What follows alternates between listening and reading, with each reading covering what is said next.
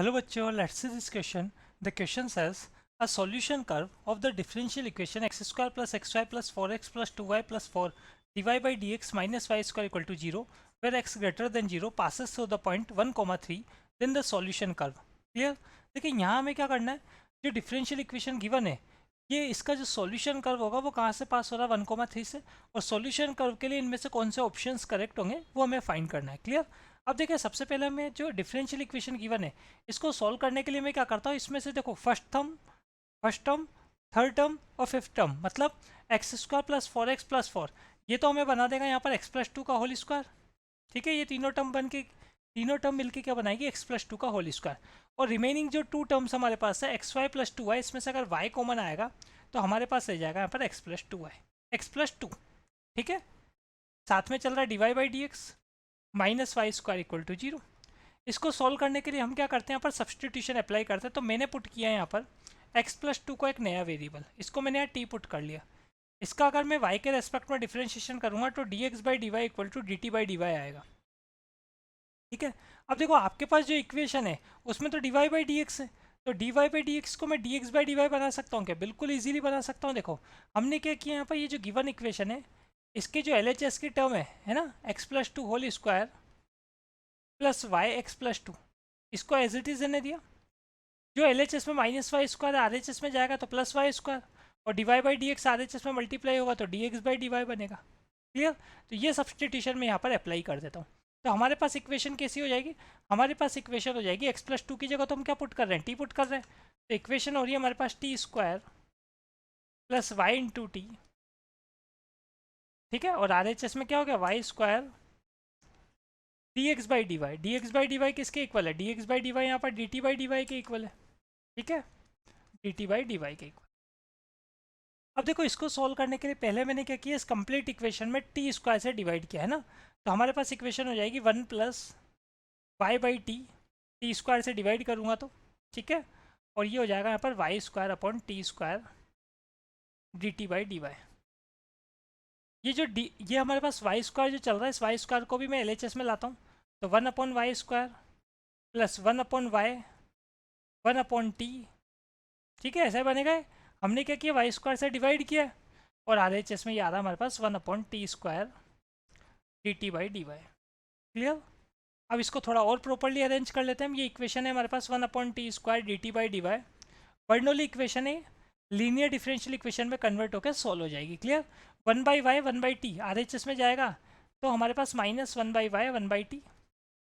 ठीक है, और ये हमारे पास इक्वल टू में 1/y स्क्वायर ऐसा चल रहा है. इसको सॉल्व करने के लिए हम क्या करेंगे, अगेन सब्सटीट्यूट करेंगे. तो मैंने पुट किया यहाँ पर -1/t को एक नया वेरिएबल, इसको मैंने यहाँ पर z रख लिया. इसका डिफरेंशिएशन करूँगा तो 1/t स्क्वायर. ठीक है, dt बाई डी वाई ये इक्वल आएगा dz बाई डी वाई के.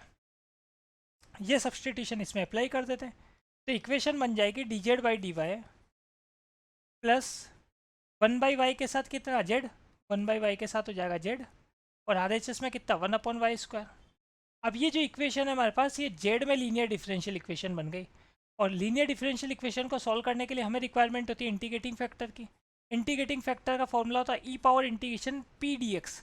तो p क्या है यहाँ पर, p जो z का कोफिशिएंट है मतलब 1/y, और डी एक्स क्या हुआ करता है, x होता है हमारे पास जो यहाँ पर डिपेंडेंट, या ऐसा बोले हम x होता है हमारे पास इंडिपेंडेंट वेरिएबल. तो यहाँ इंडिपेंडेंट वेरिएबल क्या चल रहा है y, तो dy आएगा. तो ये बन जाएगा हमारे पास यहाँ पर e पावर log y जो कि इक्वल हो जाएगा किसके, y के. ठीक है, ये इंटीग्रेटिंग फैक्टर हो गया. अब इसका सॉल्यूशन देख लेते हैं हम. लीनियर डिफरेंशियल इक्वेशन के सॉल्यूशन का फॉर्मूला होता है हमारे पास, सबसे पहले हम क्या करते हैं dependent variable into integrating factor लेते हैं. तो डिपेंडेंट वेरिएबल है z, इंटीग्रेटिंग फैक्टर है y, इक्वल टू RHS में आता है इंटीग्रेशन q होता है जो RHS वाली टर्म हमारे पास चल रही है लीनियर डिफरेंशियल इक्वेशन में मतलब 1/y स्क्वायर. ठीक है, फिर इसके साथ आता है integrating factor dy plus arbitrary constant c. तो ये हो जाएगा हमारे पास, सॉल्व करूँगा अगर मैं यहाँ पर, तो ये हमारे पास yz इक्वल टू 1/y का इंटीग्रेशन वही हमारे पास log y with base e. ठीक है, प्लस आर्बिट्री कॉन्स्टेंट c. अब क्या करते हैं, हमें जो क्वेश्चन में इक्वेशन गिवन है या ऐसा बोला गया है कि जो कर्व हमारे पास होगा वो कहाँ से पास होगा, कर्व के लिए पॉइंट गिवन है, कर्व 1,3 से पास होगा. लेकिन ये तो मैं xy की जगह रखूँगा ना, तो यहाँ से मैं क्या करूँ, इसको xy में कन्वर्ट करने जाऊँ. तो पहले तो जेड की वैल्यू पुट करूँ -1/t, तो -1 या -y/t हो गया ये, log y प्लस सी, ऐसा बन गया। ठीक है, अब यहाँ पर t की भी वैल्यू पुट करें तो t किसके इक्वल था, t था x+2 के इक्वल, तो ये हमारे पास -y/x+2 log y। और देखो ये जब आप यहाँ इंटीग्रेशन करते हो तो आप क्या कर सकते हो, इसको मोड में लिखते हैं ना, 1/x का जो इंटीग्रेशन हमारे पास होता है वो कैसा होता है, log x होता है। तो मैं क्या करता हूँ यहाँ पर इसको मोड लगाते हुए ही चलता हूँ। ठीक है, ये जो वैल्यू है इसको मोड में लिखते हुए चलते हैं तो ज़्यादा करेक्ट होगा हमारे लिए। क्लियर, हाँ, log y plus arbitrary constant c। अब देखें यहाँ पे आपके पास कर्व कहाँ से पास हो रहा है, 1,3 से, तो x को 1 पुट कर देता हूँ और y को 3 पुट कर देता हूँ। ठीक है, तो हमारे पास हो जाएगा ये 3/3, x को 1 और y को 3 पुट कर रहे हैं, log 3 प्लस c। तो c की वैल्यू क्या आ रही है, 3 का मोड तो 3 रहेगा ना हमारे पास, तो इसका मतलब c की वैल्यू आ रही है log 3 प्लस 1। ये हमारे पास log 3 की जो, देखो ये भी आपके पास RHS में जाएगा, log 3 अगर RHS में जाएगा तो कैसा हो जाएगा, ये आपके पास माइनस में हो जाएगा, तो इसका मतलब मैं माइनस कॉमन ले सकता हूँ यहाँ पर, तो माइनस कॉमन लूँगा तो हमारे पास log 3 प्लस 1 बचेगा। तो log 1 को मैं क्या नोट कर सकता हूँ, 1 को मैं नोट कर सकता हूँ log e। तो इसका मतलब c की वैल्यू हो गई हमारे पास यहाँ पर -log 3e। ठीक है, यहाँ पे हमारे पास वैल्यू कैसी हो जाएगी, log 3e। क्लियर, इस c की वैल्यू को मैं पुट कर देता हूँ यहाँ पर। ठीक है, तो हमारे पास क्या हो जाएगा, ये सॉल्यूशन कर्व हो जाएगा। क्लियर, तो ये कैसा बनेगा हमारे पास, देख लें, जब मैं c की वैल्यू पुट करूँगा यहाँ पर -y/x+2 -y/x+2 RHS में रहेगा हमारे पास यहाँ पर log में mode y, log mode y, और c की जो वैल्यू हमारे पास आई है -log 3e, -log 3। क्लियर, अब देखो यहाँ से अगर इस माइनस को भी मुझे कैंसिल करना है तो मैं क्या करता हूँ, RHS से माइनस कॉमन ले लेता हूँ। RHS से माइनस कॉमन लूँगा तो रिमेनिंग क्या रहेगा, log 3 तो पॉजिटिव हो जाएगा और log मोड y जो है वो हमारे पास कैसा हो जाएगा, नेगेटिव, तो ये बन जाएगा log 3e upon mode y। ठीक है, माइनस कैंसिल हो जाएगा हमारे पास। यहाँ से हम क्या कर सकते हैं, यहाँ से मैं, ये हमारे पास मोड y जो है वो कैसा चल रहा है, मोड में जो y चल रहा है या y जो डिनोमिनेटर में चल रहा है इस पर मोड लग रहा है। ठीक है, clear, log m minus log n, log m/n होता है, वही प्रॉपर्टी अप्लाई की, माइनस कॉमन लेके, माइनस कैंसिल हो गया बोथ साइड, तो यहाँ से मेरे पास 3e अपॉन मोड y की वैल्यू हो जाएगी e पावर y/x+2। क्लियर, यही वैल्यू आएगी। ज़्यादा से ज़्यादा हम क्या कर सकते हैं, यहाँ पर मोड y को मल्टीप्लाई कर सकते हैं। ये हमारे पास कर्व आ रहा है। अब आप देख लें आपको ऑप्शंस में क्या गिवन है। देखो सबसे पहले ऑप्शन 1 में बोला गया आपको intersects y equal to x+2 exactly at 1 point, और सेकंड में एग्जैक्टली एट 2 पॉइंट्स बोला गया। मतलब ये जो सॉल्यूशन कर्व मेरे पास आ रहा है, ये curve y equal to x+2 के साथ कितने पॉइंट पे इंटरसेक्ट करता है ये हमें चेक करना है। क्लियर, तो देख लेता हूँ मैं यहाँ पर इंटरसेक्शन बाय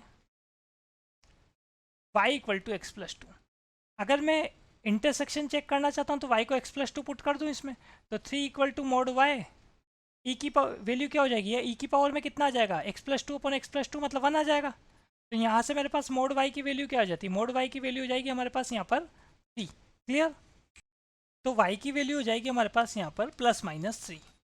ठीक है, और y को, ये y इक्वल टू x+2 चल रहा है हमारे पास, अगर मैं y को यहाँ पे +3 लूँगा, y जब मैं +3 लूँगा, देख लो सॉल्व कर लेते हैं, हम यहाँ पर सॉल्व करके वैल्यू पुट कर लेते हैं इसमें। ठीक है, ये देखा हमने 8 y इक्वल टू +3, जब मैं y को 3 लूँगा तो हमारे पास x कैसा आएगा, x आएगा 3 - 2 मतलब 1 हो जाएगा।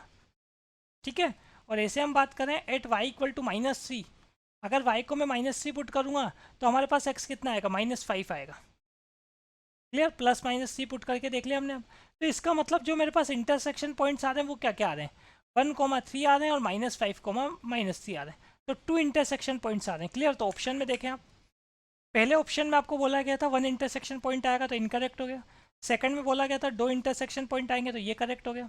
हाँ, थर्ड के लिए बात करें, y equal to x+2 whole square के साथ इंटरसेक्ट करेगा क्या, ये आपको चेक करना है। ठीक है, तो देख लेते हैं हम यहाँ पर।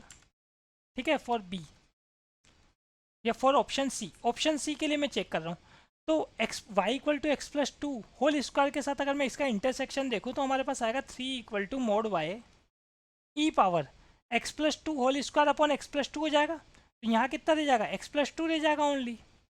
क्लियर। तो देखो यहाँ पे ये जो आपके पास वैल्यू आ रही है ये किसी भी x के लिए, मतलब ये किसी भी x के लिए, या ऐसा हम बोले किसी भी पॉइंट के लिए ये वैल्यू सेटिस्फाई नहीं होगी। मतलब कुल मिला के अगर हम बात करें ये 3e की वैल्यू चल रही है और RHS कैसा बनेगा, पॉजिटिव नेगेटिव बनेगा आपके पास। तो ये वैल्यू आपके पास इसके इक्वल तो कभी आएगी नहीं। तो यहाँ पे हम सिंपल डायरेक्ट बोल सकते हैं कि हमारे पास ऐसा कोई भी पॉइंट नहीं होगा जो इसको सेटिस्फाई कर जाए। क्लियर, ये बता दिया हमने यहाँ पर। Here is no point. Clear, यहाँ पे हमारे पास कोई पॉइंट नहीं होगा जो इस इक्वेशन को सेटिस्फाई करे। Here is no point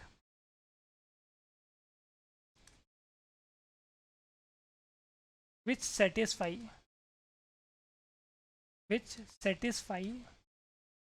this equation। ठीक है, तो इसका मतलब एक भी इंटरसेक्शन पॉइंट नहीं होगा हमारे पास। तो ऑप्शन में देख लेते हैं, ऑप्शन में इंटरसेक्ट करने की बात चल रही, तो इसका मतलब ये इनकरेक्ट हो गया।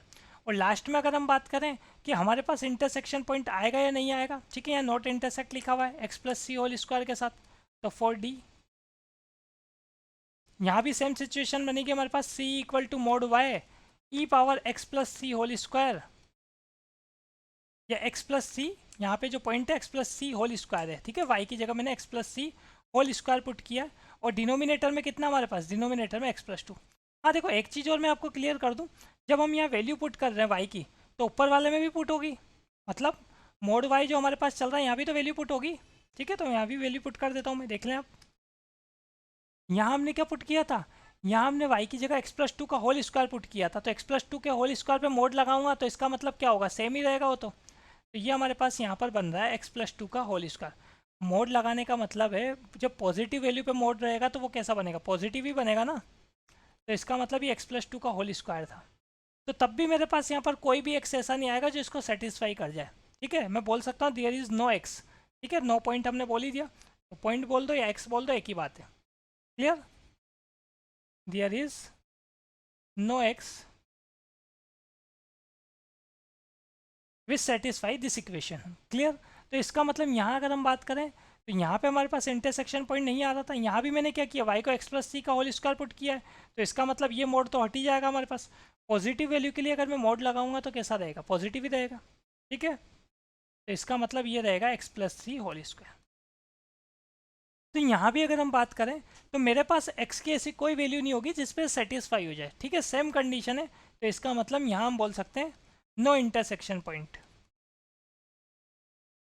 No intersection point. क्लियर, अब आप देखो आपको ऑप्शन में क्या बोला है, ऑप्शन में भी यही बोला है कि नॉट इंटरसेक्ट, मतलब इंटरसेक्शन पॉइंट आएगा ही नहीं। तो ये बात तो करेक्ट है ना, तो ऑप्शन डी क्या हो जाएगा हमारे पास, करेक्ट हो जाएगा। Clear, so final answer are option number b and option number d. Hope you understood it well, best of luck.